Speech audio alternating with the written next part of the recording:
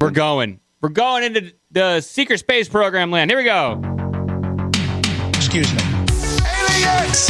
Oh, they come to Earth! I'm a woman. Hey. All right. I got some clips from a person called Captain Randy Cramer. Captain Randy Cramer claims to have been part of the secret space program for right around 20 years. He claims to have been on the moon and Mars and did a bunch of different things. Now, there are other secret space program whistleblowers, most notably Corey Goode. Corey Goode was probably one of the more prominent people on the scene. He's done various interviews with George Norrie, and he's all over the Gaia network, and also he's buddied up with someone else to get his story about the secret space program out there. I played some clips from Corey Goode on the past. Now, I know we talked about the secret space program a few episodes ago and the intergalactic space trade. I think there might be something here. And I want to remind people of this story of Gary McKinnon before I play any of these clips. Gary McKinnon was a UK hacker who was, I think, 23 at the time.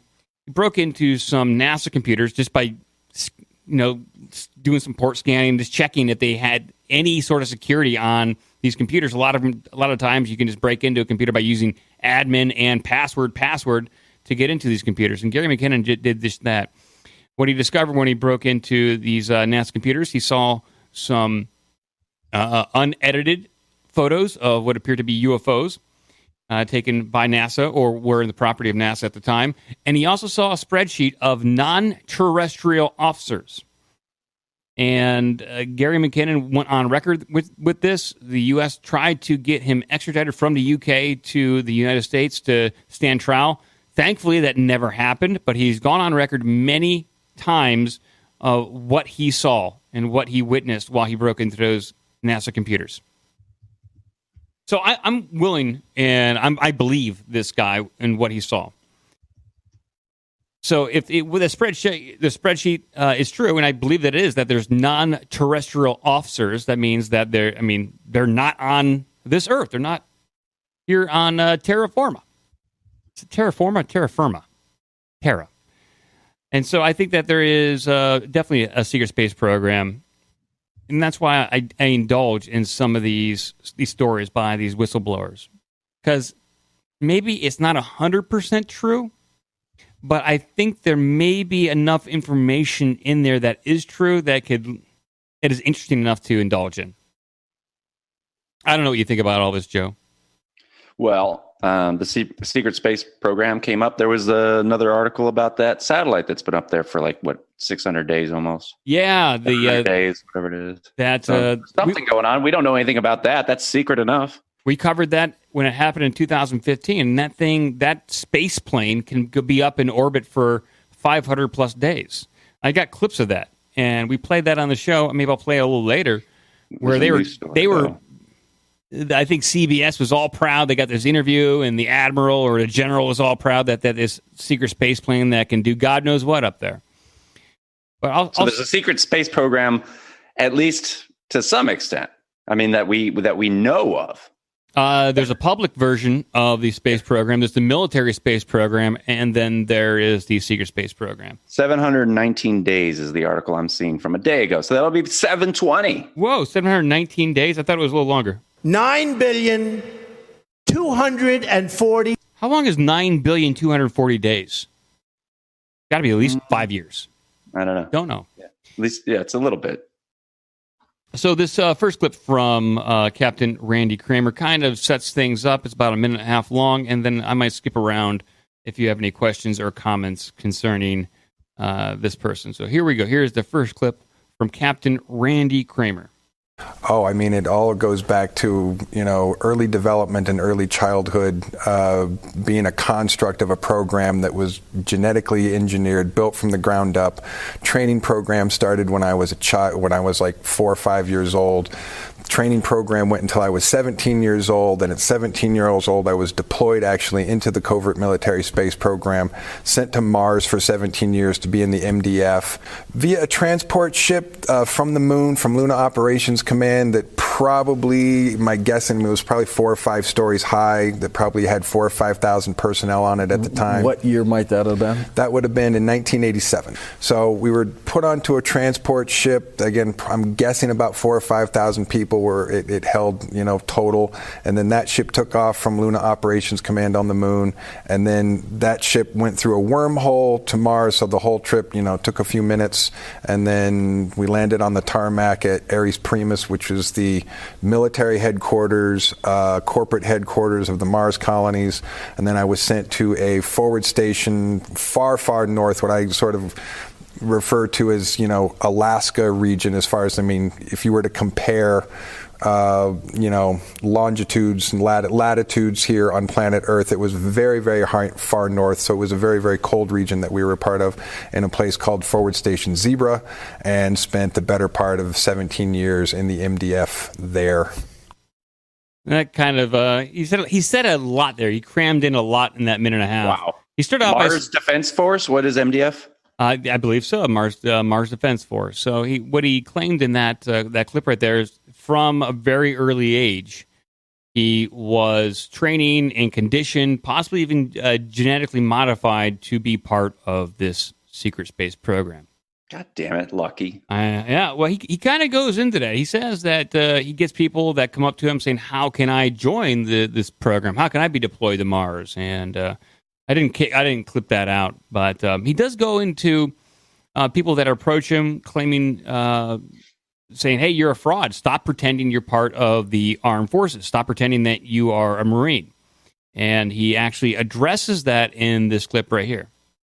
But I also like to point out, if I'm not telling the truth, then I am committing a number of felonies, including felony impersonating an officer, and I have encouraged people who think that I'm not telling the truth to report me to the FBI or to the CMC's office in the Marine Corps. I know some people who have had those conversations, and those people are not interested in talking to me. If I was committing fraud, I would get a letter from the FBI or from the CMC's office telling me to cease and desist, and then my attorney and we could get into that whole conversation. But no one sent me any letters because I'm not committing fraud. There you go. He also addresses taking a lie detector test, which lie detector tests can be a little goofy. I don't know if I truly believe them. I don't know if you know any of that, Joe, about lie detectors. Yeah, I've seen a bunch of stuff back and forth. Yeah. If you're a sociopath, apparently you can trick it or something. Yeah, there's ways to definitely trick it. I would like to see him take it regardless, like the people in the event in the fire in the sky with Travis Walton. They all took lie detector test. The police used that to not necessarily find out if you're guilty, but maybe if you're hiding something. So it's still used in law enforcement. Now, this guy claims CIA has to take them regularly. I think so, yeah, just for fun. The moon, according to Captain Randy Cramer, is used as a jumping off point. It's also used for various scientific experiments. He talks about the moon quite a bit. Maybe I'll play this first segment of the moon and what we know of the moon landing in the Apollo missions might not be all that it was cracked up to be. The military had the first lunar base, I believe, built in about 1955. Who might be the first American on the moon if it wasn't Neil Armstrong? Some nameless covert military space program astronaut who will probably never know. I certainly don't know who it was. Did anybody die of tragedy on the moon? I would say almost certainly in the early days, because even though they were using advanced reverse engineered technology from extraterrestrial vehicles that we had recovered in the 40s, it's still the early days. So mistakes were made, and I'm sure people died in the process. Did Armstrong and Aldrin know about this program? There's some discussion about that, but most people internally agree that they had some briefing about that. In fact, they knew that when they got there, one of their main missions was to look for and or explore artifacts or a very old crashed vehicle or on the facilities. Dark side. Did they find them? My understanding is they did. My understanding that was part of their job, and they did. There you go. According to him, been there since the mid-50s. Mr. Bill says it's a rest stop. It could be a rest stop on the moon. Yeah, the best blowjobs in space. You can stop off and get a handy from your favorite Martian. Giving me a knobber. You can get a knobber on the moon. They got a red onion up there, I heard. But he goes. No, the red onions on Mars, duh. They have a white onion on. Oh, white onion. Yes, makes more sense. He goes on to say that the ships that they have are quite large in order to take up construction materials to actually transport troops. They have some very large vehicles to. Need them. Yeah, I mean, you got to send up some manufacturing up there to actually construct a base. It would make sense. I'll play this space tanks. Yeah, this is fun. I like this. Play this the second little piece about the moon, and then we are definitely I'll play some clips concerning Mars and what he experienced there. From what I understand, they're doing everything there. They do training there. They're doing science. This is about the moon. From what I understand, they're doing everything there. They do training there. They're doing science experiments there. There's a certain amount of civilian personnel that come to visit to observe what's going on in the covert military space program. There's financiers, bankers who are dealing with the money side of the program. It's a massive, massive military facility. And the facility is just huge. How do they build it? Over time, keep digging down and building larger. So they must have sent equipment. Oh, yeah. Digging equipment. Yep. So the size of the crafts to get that stuff there must have been huge. Some of them were probably pretty big. Some of the early Aurora saucer craft are, the size of a football field. I mean, they're 100 meters, 300 feet wide or so. So they could, you could put a whole bunch of construction equipment on a vehicle that big. There we go. You have one more moon base segment here. On the Alex Jones show, we mentioned this a few weeks ago, right before we got into the intergalactic slave trade. But Alex Jones had on a guest that got attributed to Alex Jones, and the guest said, this guest was a former CIA guy, and the guest said there are slave colonies on Mars. I tried to dig around and find some stuff in particular about that. The slave on Mars question will be answered here in the next few clips. I couldn't find out exactly what these slaves would be doing, but Captain Randy Cramer does address that. But in this last little clip, 30-second clip we have here, it is about the moon. It's going to wind down his time on the moon. I know that the colonies on Mars have had people actually born on Mars since then who then are Earth transplants. But if they're born there, then they're not Earthlings anymore. Martians. They're human Martians, yeah. They're Martians. I wonder if they're considered citizens of this planet. They are not considered terrestrial citizens. They're considered citizens of the Mars colonies. And because of the gravity, they can never come back here. Oh, my apologies. That was a completely separate clip. I just mislabeled that. He was talking about people born on Mars. How about that? I guess if you're gonna live on Mars for 17 years, you're probably gonna start. You're probably gonna get a few knobbers and do what you got to do to get your rocks off. Jerking the ween. Yeah, maybe even with someone else. So in this segment, Randy Cramer goes into Martian and being on Mars and Martian slavery to a certain degree. There are other worlds that we have, agreements and treaties with who think that slavery is essentially an amoral, unethical activity, and that we have treaties and contracts signed that we're not supposed to engage in acts of slavery. So as long as we're doing things that are quasi-slavery, then we have these disagreements about what we're supposed to do about it. So we're disclosing for the first time on this program that the secret space program isn't paying its employees. A vast number of them. Yeah, a vast number of them are being told that they're going to be paid, going to be paid later, going to be told that they're going to get rotated back, get a nice cushy job, with a pension. And sue them, can you?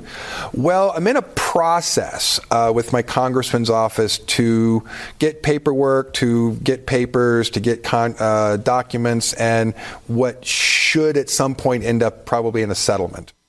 Sue everybody. Yeah. Punitive damages here. That was on Mars. If he winds up getting a settlement, wouldn't that be admission of his service in the Space Marines? I would say so. I would love. This guy sounds fascinating. I would love to have him on the show. He speaks so confidently. I mean, he's either 100% deranged and believes it, or that's a hard leap to make for me. for sure. But I love it. I mean, I read a book based on this kind of stuff before. I can't remember the name of it. So this next clip, there is another person. So there's Corey Goode. There is who claims to be in the secret space program. This guy, Captain Randy Cramer, who served on Mars. This next person that I have audio clip from claims, this guy's name is Rodriguez. He claims to have he has memories of being imprisoned or being on Mars, and this is his memory of being on Mars. But I got lost, and I saw two guys in a military uniform, but they were aliens. One guy was like, I want to say he looked like a cat, but it wasn't the case. He had coarse orange hair. He was shorter and stocky, and he was ugly looking. He's ugly. I really don't know how to describe him other than that. He had hair. And the other guy was smaller, and he was more of a fish. He had like a fish eyes and a snout. You know what I mean? And they were together, and because they were in uniform, I thought that, that they were in the Army like I was, or whatever I was in, the fleet. I thought they were part of the fleet. So I asked them, I'm lost, can you guys help me out? And they said, yeah, I had to wear a collar, a slave collar. There was a correction collar, and you would get electrified if you were disciplined. And they saw my collar and said, what are you doing talking to us? Don't even talk to us. How are you even out here? You don't even have money. And they were, what are you doing here? They immediately, what makes you think we're going to help you? And it was a telepathic communication. And I said, I'm lost. Can you just tell me how to get back to the hangar area? And they said, you can't even get to the hangar area. Guys like you don't even have money. I said, I got money. And as soon as I showed them my money, the one punched me. And they basically beat me up and took my money. I got mugged. Punitive damages here. You got space mugged. He got space mugged. He took his shoes and his glasses. His eyes are going crazy because he got space hit by some kind of space beast or space fish. It's insane. I can't see, goddammit. So that's a totally separate person. And then Randy talks about, look, it's not just the moon that he's been to. It's just not Mars that he's operated on. He's been to a space station out near Jupiter. Here we go. One of the probably most interesting things that I got to do when I was stationed on the Nautilus was go on to diplomatic missions, and diplomatic missions to the intergalactic space station that orbits around Jupiter, which is essentially a diplomatic meeting area for hundreds of species, and us and them. How many did you meet? Meet personally, I would say several dozen. See hundreds, because the main meeting room is this large room that's like several hundred meters wide with, floor to ceilings probably 70 or 80 feet high with, I want to say glass, but it probably wasn't, silicon glass windows that went all the way around that you had this amazing view of. Do they all look different? As varied and different as you can possibly say. I would say the smallest extraterrestrial I ever saw was probably about 18, 24 inches high, and the largest one was probably 60 feet tall. 60 feet yeah, about tall? 60 feet tall, yeah. Did it look human? Humanoid in the sense, 2 arms, 2 legs, nose, bipedal. You could certainly identify it by looking at it, but I wouldn't say that it just looked like you or I 60 feet tall. It had some other sort of distinguishing features. And would you say the ETs were all benevolent or not? In that particular location, everyone who's there is there to have a conversation about trade, contracts, negotiations. So everyone's on their best behavior. Everyone's being nice. It's usually not a bunch of, grunts, arguing about it. It's diplomats, it's officers, it's people out of various, ambassadorial or diplomatic corps having conversations. So everyone's pretty cordial there. Everyone is pretty cordial. One of us is in deep trouble. That's right, Arnold. And so we got 2 more clips here, then we'll wind this down, probably maybe open up the phone line so you guys can comment on anything that's going on in your life, or if you want to talk about the Secret Space Program. This next one is about Martian combat and what the U.S. Space Marines, maybe even just Earth Space Marines, had to deal with up there on Mars. We were actually, my squad and I were captured by indigenous reptoids on Mars and spent 5.5 months living with them. And I would have captured? Yeah. Like in they're not all friendly? We were in a constant state of military combat with 2 indigenous species, an insectoid species and a reptoid species, which then got more complicated when the draconian invasion occurred, and then it was a very complicated sort of war conflict. Was it violent?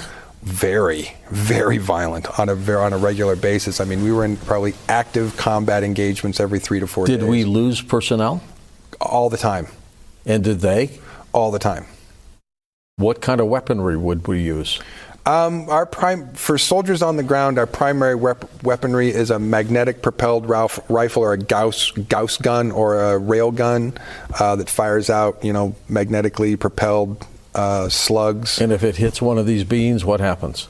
Depending on who it is, or depending on the size of the slug, it usually penetrates and goes right through them. I mean, and kills them? It doesn't necessarily kill them right away, depending on their internal structure. The indigenous reptoids had a double circulatory system. They had 2 hearts with what I would call an internal organ circulatory system and then a perimeter or external circulatory system. So you could shoot holes in their arms and legs and they wouldn't lose blood pressure. Well, they wouldn't lose blood pressure in their central organs. So you really had to aim for, you had to hit a couple vitals in the central area before they would go down. Yes, this is all very interesting. What he's describing there is actually the physiological structure or biology of what Klingons claim to have. Klingons have like 2 sets of lungs. They have 2 hearts. They have double up because they're battle creatures. So, makes me wonder if Starship Troopers was a documentary. I don't know. Insectoids. He said there's insectoids and reptilians. Insectoids and reptoids, yeah. And reptoids on Mars. And like I had on screen earlier, I had pictures of what he had on site. And the link to Randy Cramer's website is in the description of his podcast and video. You can go to earthcitizenconsulting.org. And under the My Story part, you can scroll down. And he has some pictures like Mars there. And what really appears to be like vegetation on Mars. And I know we played this in vegetation. Did you say vegetation? Vegetation. Yeah. Like I'll bring up. I misspelled trees, but there we go. I'll bring up some images on screen of what looks to be. They look to be like it looks like vegetation on Mars. I mean, it really looks like they explain it away as these are like divots in the sand. These are just like a part of the sand or rocks are rolled down the side of a hill, giving the illusion that is vegetation. But there's some serious like pictures here that appear to be actual vegetation on Mars. So I think something definitely is going on Mars, and we're definitely not getting the full story. But let's finish up this last clip with Captain Randy Cramer. This is about the program itself. This is called the 20 and Back program. That's what he was part of. That was Corey Goode was part of. Let's play this last one to wrap this thing up. Well, they basically figure that a tour of duty, in order for them to make all their money back, requires a 20-year tour. So a 20-year tour of duty is essentially a commitment of 20 years. Yeah, you deploy someone for a 20-year tour of duty, and then you return them. And in the return process, they do what is called age reversing, but it really has nothing to do with that at all, because the body that you're in is pretty much so badly damaged that they have to throw it in the trash bin. After 20 years of space. Yeah, so from what I understand, they basically have to hatch you out a new clone that's the same age that when you left and transfer your soul and your consciousness through some complicated technological apparatus. They do that too? It's a quantum fluid dynamic, from what I understand, that the soul is actually a quantum fluid dynamic, and so in that sense it can be removed from one vessel and put into another. And obviously I was unconscious for the process, so I can't tell you how it was done. Was it done to you? Oh, absolutely. You're in a different body. Yeah, absolutely. Yet your soul and your personality and everything, memory, has all been transferred. Absolutely. There you go. That winds that up, and that's all the clips I have of Captain Randy Cramer. In the chat, Sherry, so happy, said, wasn't Obama part of the secret space program, or didn't somebody claim that he was part of the secret space program? Yeah, I forgot to bring that up. But yes, there is a headline here said presidential candidate says he time traveled to Mars with Barack Obama in a secret government program. Giving me a knobber. Well, we don't know if Obama gave out knobbers, but this is Andrew Basiago, is a trial lawyer who ran as an independent candidate for U.S. president in 2016. He also claims a government sponsored time. He also claims that he's a government sponsored time traveler who visited Mars as part of a secret conspiracy that involved Barack Obama. Oh, right. Monkeys throwing shit now, man. It's like they're just throwing everything at the wall. He says he has. I'll read his last quote and we'll move on. This is by him. This is by Andrew, the former presidential candidate and trial lawyer. I had 2 different periods of service in the secret space program, time traveling as a child in the late 60s and early 70s, and going to Mars as a college student in the first half of the 80s. We landed on Mars in 1964. The documentary source I can cite, but I can't proffer, is a French external intelligence organization dossier, which I was asked to read in the summer of 1980, which also read by the future president of the United States, President Barack Obama, which referred to a crash landing by an American team of astronauts on Mars who perished because they were not rescued by the Martian humanoids. I got to look into it. I got to find this French external intelligence dossier concerning this. I'll have to look into this further. Why would it? I don't know. Some of these stories are so incredible, Joe. I don't know. I'm not sure why this trial lawyer would want to come up with a story. Obviously, maybe he's a attention whore, but you figure that would ruin your kind of like your law practice because you're kind of just putting it on the line there. I went to Mars with Barack Hussein Obama, the president. Yeah, I mean, you can't even be the head of Overstock.com and say you were involved in some FBI shenanigans. No, you can't. Well, at least it's frowned upon. It certainly is frowned upon. All right. We are going to open up the phone lines here and see what you guys want to talk about. How about that? We got to hear from the people. If they want to call in. Good. Now we're having fun. Not yet. No, we're not having fun just yet. And I will try to fix the voicemail line. For some reason, our voicemail line hasn't been recording or taking phone calls. So if you guys try to call in after hours, it's just going dead. I'm not sure why. Probably happened during a Skype update. So I will look into that this weekend and maybe get some more voicemails because I wouldn't mind playing voicemails. We used to do that all the time, Joe. We did. Yeah. I don't know. When I've tried to call in when I've been away from a computer or whatever, I use the 614-989-9109 or whatever it is. Yeah, 388-9109. 388-9109. Yeah, and I'll call it. I always get a busy signal. I don't know why that is. Well, it's just Skype. I mean, that's all we got right now to take calls. But, 614-388-9109. Be more than happy to take your phone calls. We'll see how it goes, though. I would love to go. I mean, look, as a younger fella, I might have gone to Mars for war and stuff. But, yeah, that doesn't sound so bad. I mean, Jesus Christ, all we're doing down here. We're just arguing down here. But then the other thing is that they got this little slave thing going up there. It's just going to be a mess, 100 and 200 years down the road with the 1619 thing going on now here. I mean, they're just never going to let that go. The sectoids and the reptoids are going to hate, all the other different species once they finally become autonomous. It's just going to be a mess. It certainly would be. It'd be a diplomatic nightmare. You said that it's not just the U.S. going up there. The Russians have people up there. It's a multinational team, and there's various tribes of insectoids up there. Caller, you are on the air. Go ahead, caller. Welcome to the Jesus chat line. This is Leon. Hey, Leon. What's going on, dude? Hey, I'll tell you what. For someone like me who believes in everything, I got to call bullshit on this stuff. Okay.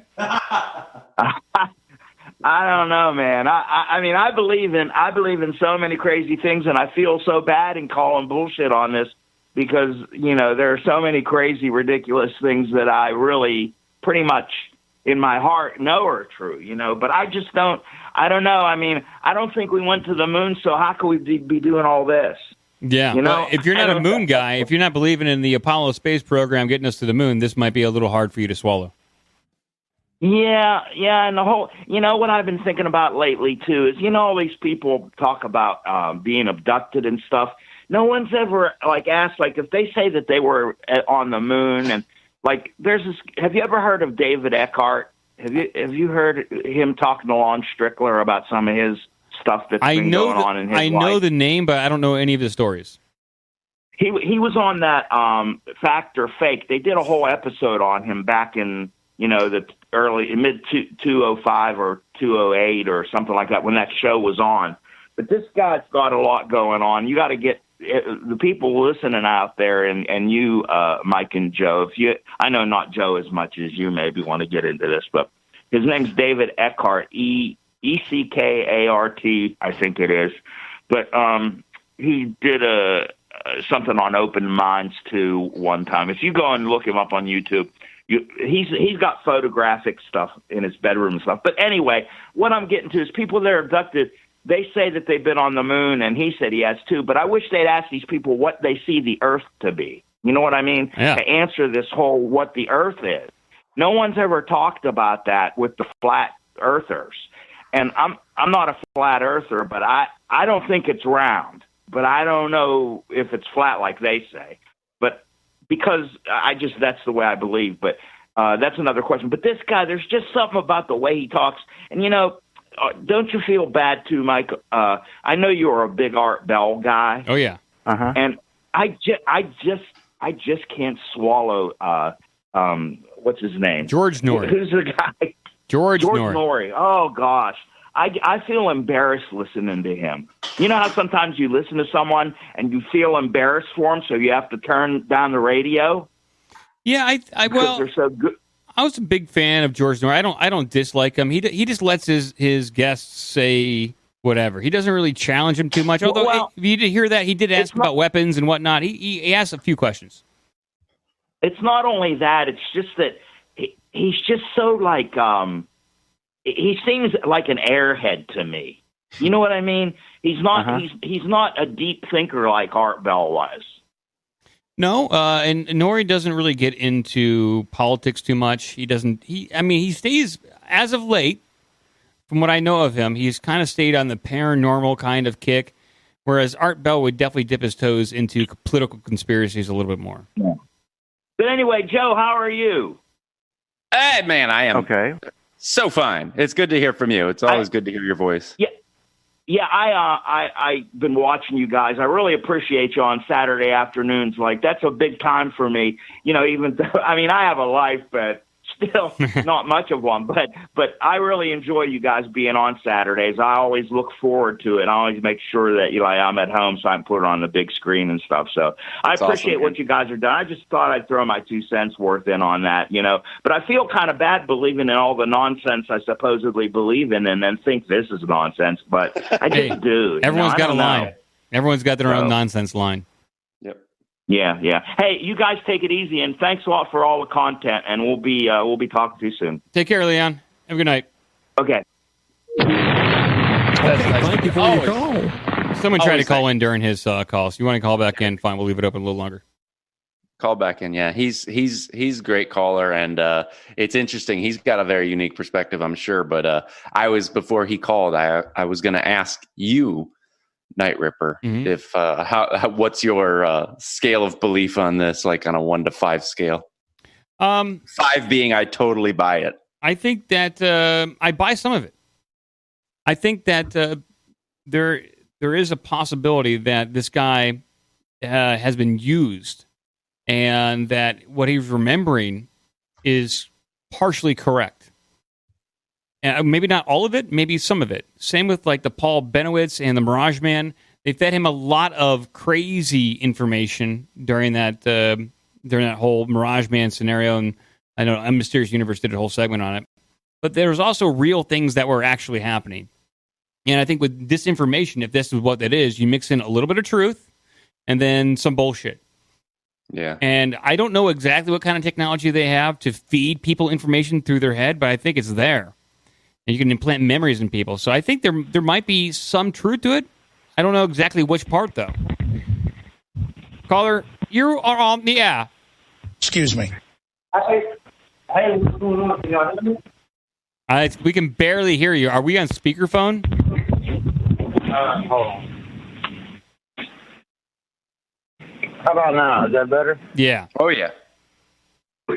Hey, so I was wondering, I just tuned in and I started hearing about Mars. Yeah. Have y'all heard about the people that say or maybe y'all were talking about this, and forgive me if y'all have. They say they've been to Mars and there's like giant centipedes up there, and there's a guy that says that he was put together by med beds. Well, we just played some clips from a guy named Captain Randy Cramer, who claims to have been a space marine. I think that's who I'm talking about. He says there's like giant centipedes, and it sounds like that TV show from Fox called Red Planet.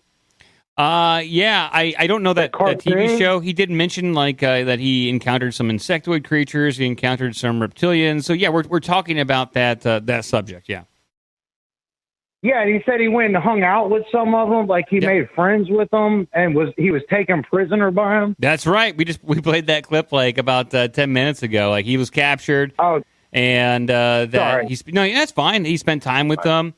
Joe just asked me what I believe the likelihood of that this is true, and I think that it's possible that elements of his story might be true. It might not be his story, but there might be elements of that are true.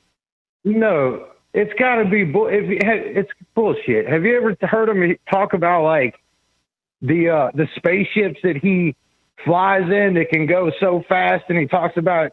I mean, I did a deep dive into this thing like a year ago. Because the Corey Goode stuff, and I feel like it damages people that like to research stuff. It gives us it. Not us, but it kind of makes the subject look like it's full of wacko. Yeah, it certainly can. Yeah, I totally hear you. Well, and there's some stuff that's really cool. Like there's the guy, Michael Schratt, that if y'all know, he does all the like deep dives into military aircraft and I guess like the TBR-3 and stuff like that. Stuff's really interesting to me. But when this guy comes out and he can't, like you hear a pilot, like you saw the Fravor interviews with the guy that to the F-18 with the Nimitz. Oh, sure. So you listen to the way that guy talks, and then listen to the way this guy that went to Mars talks, and it's like I don't feel like that guy's been trained or anything. You know what I mean? It sounds like it doesn't sound legit. Yeah, you got fair points there. Obviously, that cadence is not the same as what you would expect from a fighter pilot or someone who's been in the military as long as they've been. I'm not sure if the story happened to him. I believe that there's a secret space program. I believe the military has a presence in space. I don't know if he was a part of it. That's why I'm saying elements of his story are probably true, but I don't know which ones they are. The McKinnon guy, the British guy that hacked into NASA's. Yeah. I that's like a super interesting story. I think that's cool. And maybe and I believe everything that guy says. There's no reason why the U.S. government wouldn't have tried to extradite him the way they did if he hadn't really done what he did. Yeah. You know what I mean? Yeah, he found some. Hey, did y'all see that guy? I can't remember anybody's names right now. The Black Vault. Did y'all know that guy? I don't know him, but I do know Black Vault. Black Vault does a lot of good research on ufology. Yeah, he does all the FOIAs and everything. Damn it, I can't remember his name. Greenwald, John Greenwald Jr. That sounds about right. Yeah. And he came out today with emails from Lou Elizondo. Oh yeah, what's Lou Elizondo saying? Well, it was about Lou Elizondo trying to get those videos declassified. It was some people might not know who Lou Elizondo is, or the first guy. Lou Elizondo is the guy part of the Academy to the Stars with Tom DeLonge. He was also a former Department of Defense guy. He was in the military for. He's in the CIA. He was in the CIA. He was part of the Department of Defense. He was also on the History Channel most recent show called Unidentified. And Lou Elizondo was, from what I've heard, absolutely critical in releasing that FLIR footage that everyone knows from the U.S. estimates and the Navy pilots. That's what these emails are about. These emails are from him to a superior, and they're like, "Hey, can we bring these down to?" I don't remember how John Greenwald Jr. put it, but he showed the emails and everything, and it was basically, I mean, I don't know. People should check it out for themselves, but it's very telling to me anyway about what Lou Elizondo was doing, because he refers to them as UAVs and not UAPs. Oh, interesting. So, yeah. Huh. Yeah. Okay. But hey, buddy, thank you very much for calling. We're going to move on here a little bit, I think. Oh, yeah. Hey, thank you for spending time. Yeah, thanks a lot. Appreciate it. All right, man. Take care. Thanks, dude. It's a subject. Got people excited. Yeah, I'm on blackvault.com. I usually visit here about once a week because the guy does excellent work. He's got a good radio show, too. He's not, he's very straightforward. He does very straightforward research. He doesn't get goofy. He doesn't talk about hot dogs like the way we do. Oh, these are the best hot dogs. They're so succulent. No, he doesn't get into that kind of stuff. Maybe he should consider it. We have one more call here, Joe. One more. Okay. Caller, you're on the air. Hey, how's it going, guys? Hey, it's Bill. I just want to call you and tell you about my Mars experience and how I went to Mars. I think I want to hear this. Go ahead. Oh yeah, man. You had to go in a big quantum tunnel. It was a quantum, wormhole, and then you get there in a couple of seconds, and then you hang out, and there's people around here that are getting paid, but they're all cool with it because eventually they're going to get a cushy job on Earth, even though they've never been there. And then you go to Space Council, and it's big enough to hold little aliens that are like 4 foot tall, or 60 foot type. They're just that big. Okay. And then when you got to come back, you got to get your body in a quantum shift and enter the new body. But mine was a little tricky because I had to get a guide named Al to help me out in my quantum leap, and he had problems with his computer Ziggy. And but eventually it all got worked out, and they put me back in my fat ass. I feel like this is a TV show. No. Never was. No, it was not. It's not a TV show? This is all new. Quantum. The word quantum. The whole thing is quantum. It's all quantum. It's almost quantum. Like you were quantum leaping. Were you quantum leaping? So that's what they wanted to call it that, but we called it quantum dilithium crystal methodology. Yeah. I like what Bill's getting at here, because when I was listening to that guy talk, there were certain things where it was like the quantum fluid or some quantum fluid dynamics. It was like, all right, now we're done. We are so done. Like I was like ready to see whatever. What's that?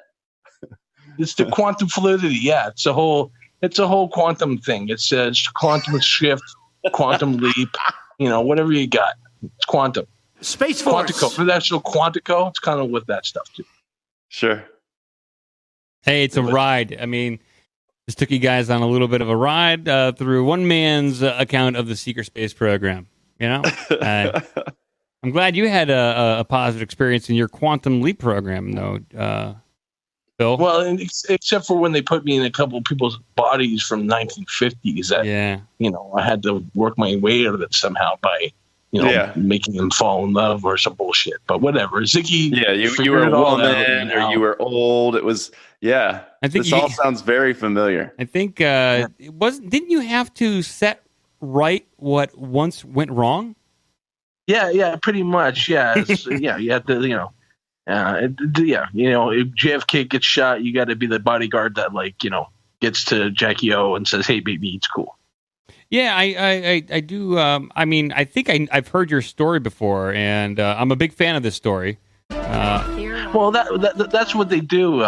They take things that are real and they make them stories on TV that mull the truth. You know what I mean? Did you ever find yourself trapped in the past? And you're facing mirror images that weren't your own? I might have, yeah. Driven by an unknown I force? definitely was, yeah. His only guide on this. It sounded like you may have had a guide named Hal. Yeah. Yeah. He had a computer named Ziggy. Yeah. All right. Well, thank you. That Ziggy, he always fucked things up, and it was good technology for the time. Well, it's funny that music. how we go to space, in 1955, and we're starting out in space. But there's all these other aliens who are just like, yeah, we're going to be cool with you guys. We're going to get at war with you. We're not be able to kick your ass because we have railguns, Yeah. But obviously they've been in space for a lot longer than us, and they're not having the ability to kick our ass because we have the quantum leap. Come on. We do have the quantum leaping. That is one thing we do have. Well, hey, thank you, Bill, or Sam. I don't know what I should call you anymore. Steve. Yeah, right. I don't even know. Hey, you got another track on No Agenda. Which one was it? Oh yeah, it was they just played the I Got Ants and they got thanked for. They played the full song they said at my the name end. at the end of the episode. Yeah, they played the full song. All right, Bill. Well, hey, thank you very much. You love it. You love it, man. Love it. I want it for Christmas. Absolutely. Want it for Christmas. All right. Take care, Bill. All right. Bye. Piss through that boner. Can't forget to piss through that boner. Yeah, we got to use K-Dog.